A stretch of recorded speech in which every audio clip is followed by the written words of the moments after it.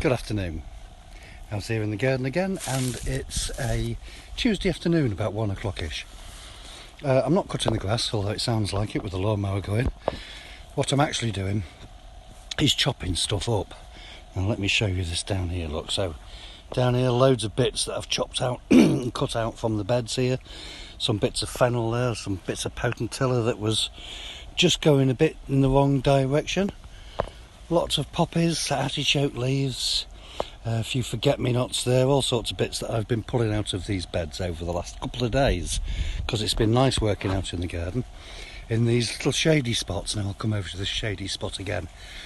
Now, all this stuff that I've been pulling up, it's all good for the compost heap, and it will give us lots of good nourishing compost to put on the ground when it comes to autumn winter, but it won't compost down if it isn't chopped up.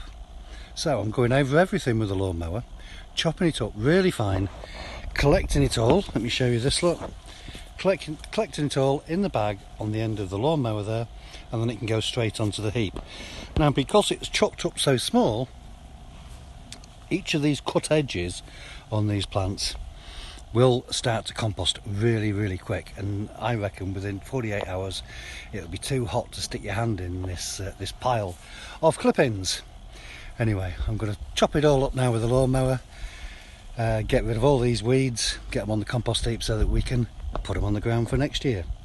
What it means for us putting it on the ground is, all of these beds out here in the garden, it means that even though it's been really dry for weeks and weeks, we had a little bit of rain, but mostly it's been dry, I haven't had to water any of these beds at all. That's because we stick about 3 inches, 4 inches of our homemade compost on. At least a couple of times a year, and that acts like an eiderdown. It stops the sun's rays from coming down and drying out the top few inches of soil.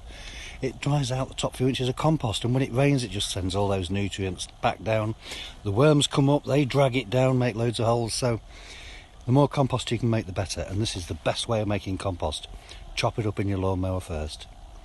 Anyway, from me here in the garden, hope you all have a lovely day. Get out and get some fresh air and exercise if you can do. But most of all, get some shade.